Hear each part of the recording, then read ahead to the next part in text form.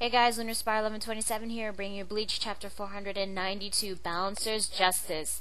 So in this week's chapter, the fight between Kirge and Aizen, the monster created by the Tre Bestia's left arms, finally begins. Apache, of course, says that since Ichigo is no longer the enemy, she just tells him to stay out of the way unless he wants to die. So, of course, the fight begins with Aizen charging at Kirge. Opie, of course, is being overconfident, saying that no way his Bullstand Dig could be beaten by a monster like that. But, of course, Aizen just punches the shit out of Kirge. And we get the title, and then we cut back to Soul Society with Yuki and Shino. Oh my god, no! No! No offense to the people who like these two characters. Personally, I just don't. I'm getting really tired of getting reintroduced to more characters, even some of them where we may never see again, or maybe never learn about their backstory. Right now, there is a fight between a giant hollow and one of the Quincy's. And then we have to go back to Soul Society to see Yuki and Shino? Are you kidding me? But anyway, Yuki and Shino are looking for 6C Kajamaru, and Yuki starts to question why they have to fight the Quincy's, because Shinigami and Quincy's, they both fight against Hollows, and he wonders why they're enemies in the first place. And then we're introduced to yet another new character named Hidetomo Kajamaru, who looks a lot like Aizen before he betrayed Soul Society. I am totally not kidding. Hidetomo looks like Aizen, only with lighter hair. Why do I get the feeling that this guy is Aizen? I don't trust this guy just because he looks like Aizen. I just don't trust him. Anyway, Yuki and Shino run into 6C Hidetomo Kajamaru from Squad 13. Apparently, these two are from Squad 13. Does that mean that the Afro Shinigami is from Squad 13, Ukitake Squad as well? Anyway, Hidetomo just kind of explains the difference between the Shinigami and Quincy. Shinigami purifies the Hollows and send their souls into Soul Society. However, Quincy's, they kill, not only do they kill the Hollow, but they also kill the soul as well. And he also explains that the Shinigamis were called balancers at one time. He says that the souls, the Shinigami's job was to balance the souls in Soul Society and in the world of the living.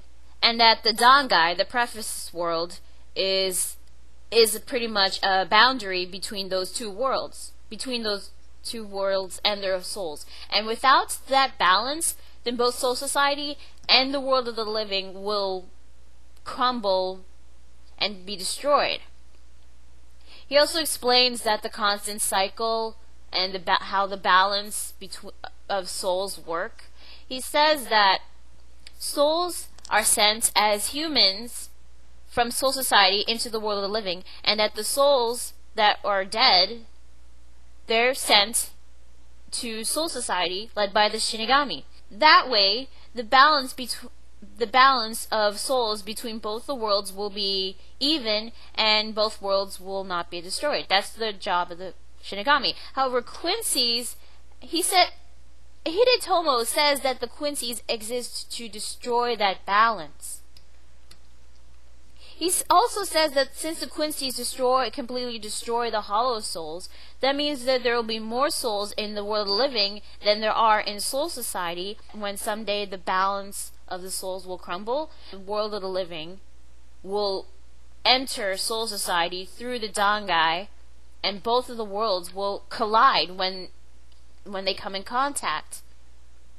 And in order to prevent that from happening, the Shinigami tried to negotiate and talk with the Quincy's. However, the Quincy's were apparently stubborn and kept refusing, and that led to fights, a lot of fights between the Quincy and the Shinigami. Because Soul Society, they were tired of all this fighting, and since they couldn't get through to the Quincy's, with their negotiations, they decided that to annihilate all the Quincy's, to kill all of them 200 years ago. Except, apparently, from previous chapters, Yamamoto failed to kill one of the Quincy's, who may be Buckbeard, the leader of the Vandenreich. So, big mistake. I guess that was a big mistake on Yamamoto's part. But anyway, after Hidetomo explains all this to Yuki and Shino, Yuki also asks if the Shinigami are on the side of justice. And then Hidetomo says, if one side was just, it would be called a defense or suppression. But this is war. And war happens because both sides are just. Now we finally cut back to Hueco Mundo fight. We finally get to see a bit of the fight between Aion and Kirge Opie, and Aion is beating the living crap out of Kirge. I mean, seriously, he's just punching him, slamming him onto the sand. Kirge was like bleeding, and at one time Aion grabbed Kirge, slammed him into the ground, into the sand. It was like devastating, and he just kept grabbing him and slamming him over and over and over again until half of his body was buried underneath the ground. And Orihime and Chad were just really shocked. Orihime looked like she was about to puke. Chad, he was like, oh my god, this is complete overkill. But then right after, it looked like that Kirge was defeated, but after that, Apache just decides to go up to him and starts gloating at Kirge, which is a big mistake and really stupid on her part. Why? Because in the next page, she gets stabbed by Kirge. Yeah, Kirge is still alive after that devastating beating. Aion was able to defeat Hinamori, Rangiku, and Shuhei without breaking a sweat. And yet it couldn't defeat freaking Kirge. Oh my god, this guy. And then that's not all. I mean, right after he stabs, right after he stabs Apache, he says, power of this level is not included in the report. I will have to suggest to His Majesty that the blood be strengthened.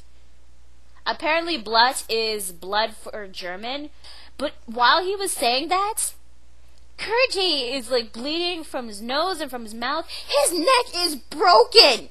His freaking neck is broken! He should have been dead! How the hell is this guy still alive?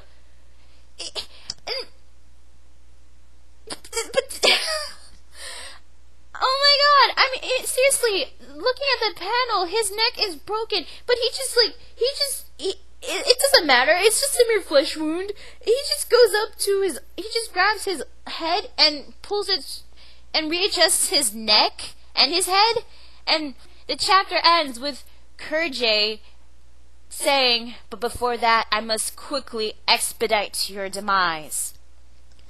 So that's Bleach chapter 492. I gotta admit, this was a bit better than last week's chapter, although I wish that we didn't have to cut out this fight just to go back to Soul Society to see Yuki and Shino. I just don't care about... While there is like fighting going on in Hueco Mundo, I don't care about those two characters. Unless they cut back to Soul Society to see the Sternenritzer, or the Vandenreich, whatever, actually starting their invasion, then I would have been okay with it. But just to go back just for an explanation... about Quincy's and Shinigami, I didn't care about, the difference between the two. But I will admit, I did like how Hidetomo explained about the balance of souls and how it must be kept balanced, and why the Quincy's and the Shinigami were enemies. And apparently the Shinigami had to kill all the Quincy's in order to save both the Soul Society and the world of the living. Now, this is actually one side to the story. I don't know what the other side is with the Quincy's. Maybe the Quincy side of the story will be explained in the near future, but I do want to hear about that story. But but with the Quincy's explaining it. Honestly, whether the Shinigami were right, apparently, it seems that the Shinigami really didn't want to kill the Quincy's. They wanted to at least keep the balance between souls intact without the Quincy's disturbing the balances. They only did this in order to save both their world and the world of the living. So for this chapter, I'm gonna give it 7.5 out of 10. I would have given it an 8 out of 10, but because we had to skip that fight and go back to Yuki and Shino for that explanation, I was a bit disappointed at that. But I still liked the explanation between the Shinigami and the Quincy's.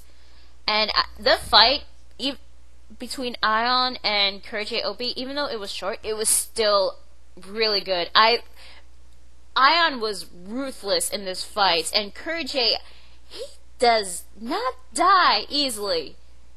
He's gonna stick around for a while, isn't he? I don't know. I'm actually hoping Kisuke Uehara comes in and interferes with the fight.